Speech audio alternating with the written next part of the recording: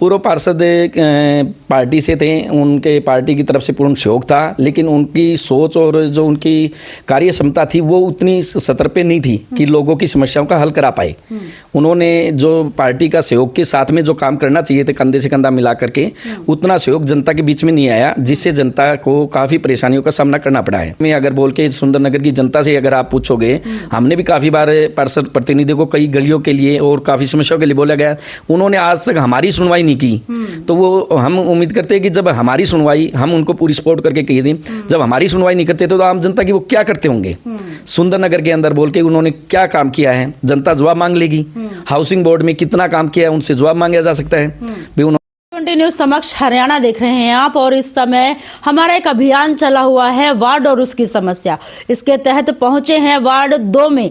जी हाँ, एक ऐसी हस्ती के पास, एक ऐसे व्यक्ति के पास जिनकी मदर जो हैं भाई लगातार 10 साल इस वार्ड से पार्षद रही हैं, और अब जो है हालांकि बातें बहुत हो रही हैं उनके बारे में, चर्चाओं में भी बहुत हैं कि जिस व्यक्ति के पास समय ही नहीं है वो अब जो है राजनीति में उतर के क्या ही कर लेगा। तो चलिए इन सभी बातों का जवाब मांगेंगे face to face Mukesh ji से। सर नमस्कार। नमस्कार जी। सर क्या बात है भाई, बिजनेस में ज़्यादा रहते हैं क्या आप? नहीं, बिजनेस के टाइम पे तो बिजनेस में व्यस्त रहना भी चाहिए। हाँ, काफी लोग कह रहे हैं कि मुकेश बंसल जी जो हैं एक बिजनेसमैन है और राजनीति के लिए उनके पास समय नहीं। नहीं, ऐसा कुछ नहीं है। व्यवस्था के लिए समय भी निकाला जाता है और घर परिवार के लिए, बिजनेस के लिए भी समय निकाला जाता है। जब हमारे पास बिजनेस को आगे बढ़ाने का स्कोप था उस टाइम हमने उसके लिए समय निकाला, और अब सेवा भाव के लिए और लोगों की सेवा के लिए है तो वो समय निकलेगा, वो हम निकालेंगे। जब भी मन बना के हम लोगों की सेवा के लिए जनता के बीच में आना चाह रहे हैं। तो सेवा की ठान ली आपने जनता की? बिल्कुल, इस बार पक्की जी। तो आपकी माताजी लगातार 10 साल पीछे रही हैं, पार्षद रही हैं, तो राजनीति से साइड होने का क्या कारण था? नहीं, साइड होने का हमारे कोई विशेष कारण नहीं था। माता जी 10 साल रही है लोगों के बीच में, जनता के बीच में उनकी सेवा की है, और प्रयास करके समस्या का हल निकालने की हम पूर्ण प्रयास करते थे। उस दौरान के बाद में 10 साल के बाद में हमारा बिजनेस को लेकर के कुछ समय व्यस्त रहने लगा, जिसकी वजह से हम जनता के बीच में नहीं जा पा सकते थे। इसलिए हमने निर्णय लिया था कि अगर हम समय ना निकाल पाए तो जनता के साथ उनका व्यवहार खराब नहीं करना है। इसलिए हमने उस समय जनता से दूरी बना करके लगा लो या अपनी बिजनेस को लेकर के हम चले गए थे बिजनेस के अंदर। और अब दोबारा से ऐसा लग रहा है कि हमारे वार्ड के अंदर, वार्ड वासियों के अंदर जो हमने काम किए थे उसके बाद लोगों को 5 साल काफ़ी परेशानी का सामना करना पड़ा है, और लोगों की अपने जो लोग हैं, टीम है, जनता है, उनकी जो दिक्कत परेशानियां बार बार सामने आ रही है, उसको लिए लगा कि अब हमें दोबारा से जनता के बीच में आना चाहिए। इसलिए हम अपना समय निकाल के जनता के बीच में दोबारा आना चाह रहे हैं।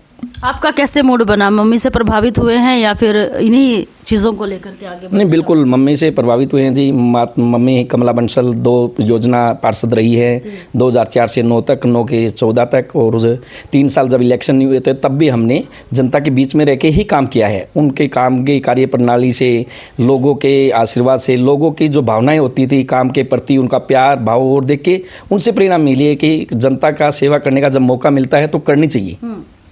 वार्ड को किस तरह से देखते हैं, क्या क्या समस्याएं हैं और इनका समाधान आप किस तरह से करेंगे? वार्ड के अंदर इस समय सबसे ज़्यादा समस्या हमारे यहाँ पर सीवरेज की ही व्यवस्था की है, जो कि हाउसिंग बोर्ड कॉलोनी है, सुंदरनगर, अनाज मंडी है, वह अन्य क्षेत्र जितने भी है, जैसे मोरी गेट एरिया भी है, पड़ाव एरिया भी है, वहाँ पर सीवरेज व्यवस्था सबसे ज़्यादा खराब है। उसके साथ में सफाई व्यवस्था है, अन्य काफ़ी समस्याएं हैं जो लोगों को बार बार परेशानी करती है। उस समस्याओं को देख कर के ही मन बनाया कि क्यों न जनता के बीच में जाकर वे हल जब ही कराया जा सकता है कि जब हम कोई पार्षद या प्रतिनिधि तो करके आए जनता के बीच में। पूर्व पार्षद के कार्यकाल को कैसे देखते हैं आप? पूर्व पार्षद पार्टी से थे, उनके पार्टी की तरफ से पूर्ण सहयोग था, लेकिन उनकी सोच और जो उनकी कार्य क्षमता थी वो उतनी सतर पे नहीं थी कि लोगों की समस्याओं का हल करा पाए। उन्होंने जो पार्टी का सहयोग के साथ में जो काम करना चाहिए थे कंधे से कंधा मिला करके, उतना सहयोग जनता के बीच में नहीं आया, जिससे जनता को काफ़ी परेशानियों का सामना करना पड़ा है। तो हाल ही में जो समस्याएं आपने बताई हैं, अगर एक बात और इससे पहले पूछना चाहूँगी कि कमल का फूल एक है और लेने वाले अनेक हैं, तो इस कंपटीशन को कैसे देख रहे हैं आप? नहीं, बिल्कुल है। कमल का फूल एक है और लेने वाले 10 हैं और होने भी चाहिए। अपने अपना व्यक्तिगत माहौल होता है कि सभी अपना प्रयास करेंगे, लेकिन पार्टी उसी बंदे को, उसी प्रतिनिधि को अपना कमल का फूल हाथ में देगी जो जनता के प्रति भाव रखता हो, जनता के बीच में रहना जानता हो, जनता की समस्या को अपना समस्या समझ के उसका समाधान कराने की निश्चितता करता हो। तो क्या अभी आपने कोई जनसंपर्क अभियान किए हैं, भाई लोगों के पास जाना शुरू कर दिया है?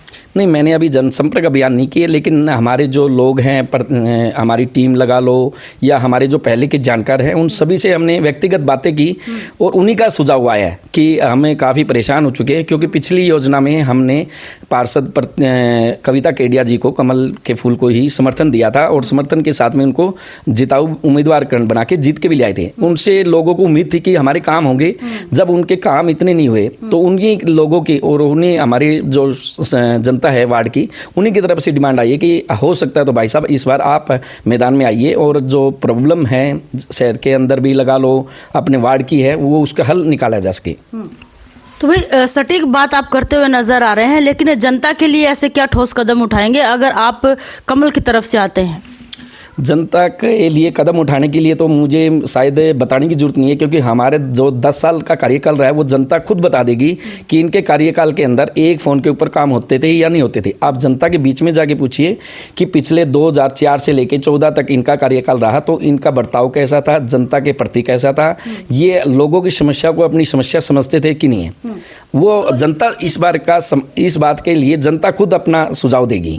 इस 10 साल के कार्यकाल में क्या क्या कार्य किए थे कमला जी ने? हाउसिंग बोर्ड कॉलोनी बोले या अपना सुंदर नगर बोले या अंबेडकर बस्ती बोले, चाहे हमारा मोरी गेट एरिया बोले, कोई भी एरिया में आप कहीं पर भी जा करके पता कर सकते हैं कि उस समय सड़क, बिजली, पानी, सकाडा घर जल से सुविधा से लगा लो, या हाउसिंग बोर्ड के अंदर करीबन 30-40 साल पुरानी सीवरेज लाइन थी वो बदलवानी हो, हर घर के आगे पोल नए लगवाने थे, बिजली की व्यवस्था पूरी करी गई, स्ट्रीट लाइट व्यवस्था करी गई, हर कॉलोनी की गलियाँ पक्की करवाई गई। उस समय सफाई व्यवस्था पे जितना हो सकता था उस समय उतना ज़्यादा ध्यान दिया जाता था।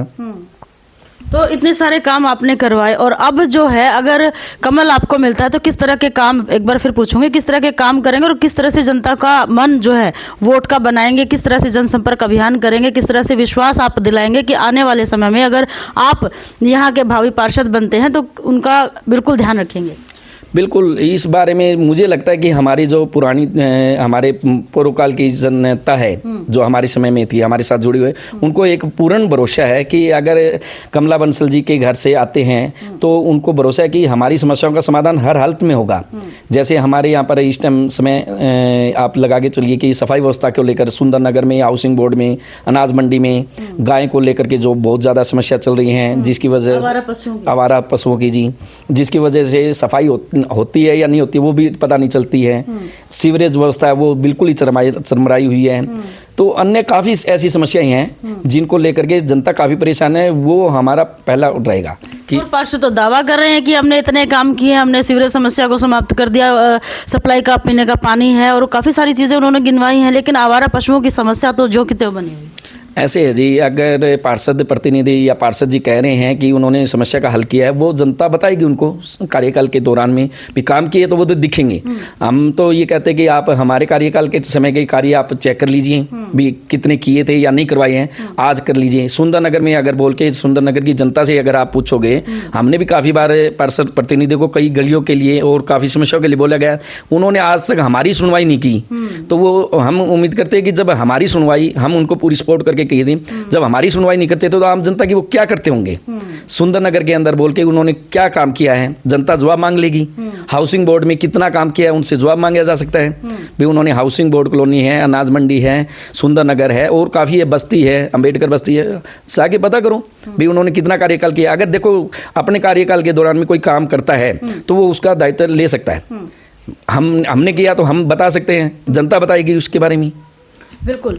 देखिए, नगर निकाय चुनाव है, पार्षद के तौर पे हमने आपसे बात की, लेकिन अगर मेयर के कार्यकाल की बात की जाए तो मेयर का कार्यकाल शहर के लिए आप कैसे देखते हैं? कितना काम किया मेयर ने? गौतम सरदाना जी ने प्रयास किया काफ़ी प्रयास किया था, लेकिन उनसे जो लोगों की उम्मीद थी उन उम्मीदों पर भी खरा नहीं उतर पाई, क्योंकि लोगों को कमल के फूल से बहुत ज़्यादा उम्मीद थी। और उन्होंने कमल के फूल के साथ में रह के जो डबल इंजन की सरकार के साथ भी नहीं कह सकते हम, ट्रिपल इंजन की सरकार के साथ जो काम करना चाहिए था, क्योंकि एक हिसार जो है वो हरियाणा शहर का एक ऐसा क्षेत्र है कि इसके अंदर विकास की बहुत सी संभावनाएं हैं, उसके लिए प्रयास किया जा सकता था। क्योंकि मेयर एक छोटी पावर नहीं है, और गौतम सरदाना जी इतने अच्छे व्यक्ति तो थे कि उनके लिंक है, उनके प्रभाव है, अच्छी थी, सोच भी अच्छी थी, लेकिन जो उम्मीद पे थे वो पूर्ण नहीं कर पाई। जनता के लिए अच्छे कोई उद्योग लाना, शहर के लिए स्मार्ट सिटी के तहत काम कराना, और काफ़ी काम थे जो पूर्ण नहीं हुए हैं जी, जिनके कारण आप कह रहे हैं कि जी, वो पीछे रह गए। जी। चलिए बात करते हैं, नया मेयर जो है किस तरह का होना चाहिए और जो पार्षदों को खूब सपोर्ट करे। मेयर तो जी जनता के बीच का होना चाहिए, और लोगों की भावना को समझना चाहिए, अपने शहर को समझना चाहिए। जो शहर को समझे कि मेरे शहर के सुंदरता, मेरे शहर के काम से, या मेरे शहर का नहीं मेरा नाम ना हो कि शहर का नाम होगा तो हमारा अपना नाम होगा, ऐसा आदमी होना चाहिए जो कि पूरे शहर को अपना घर समझ के उसको एक सुंदरता से और विकसित करते हुए लोगों के उद्योग के लिए, लोगों के कामकाज के लिए, जो बाहर से कोई भी आए तो ये कहे कि ये शहर है, हमारा अपना शहर है, ऐसा जो सोचता हो वो ऐसा आदमी हमारे हिसाब से मेयर बनना चाहिए। क्या रोड मैप है आपके दिमाग में हिसार के अपने वार्ड के लिए?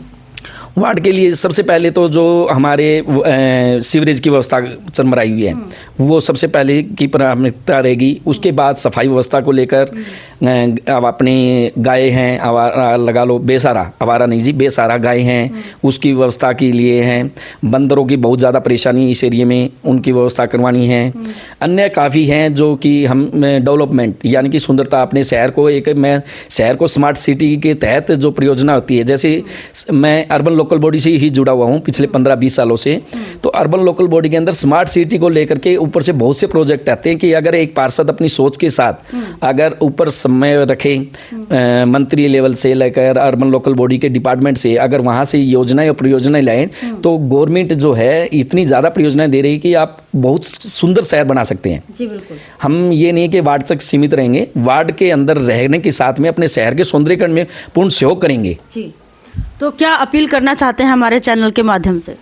जी बिल्कुल, मेरे वार्ड के वासियों से और शहर वासियों से मैं यही अपील करना चाहूँगा कि आपको हमारे पिछले कार्यकाल के दौरान में ऐसा लगता है कि इन परिवार की, इनके कमला बंसल जी की, इनके परिवार की, इनकी सोच जनता के प्रति अच्छी है, सेवा भाव की सोच है, और ये काम कर सकते हैं और करवा सकते हैं, तो हमें पूरा सपोर्ट और वोट करें और जीताने के लिए पूरा प्रयास करें। जी, तो भाई फिलहाल आप देख रहे थे कमला बंसल जी के बेटे मुकेश बंसल जी को।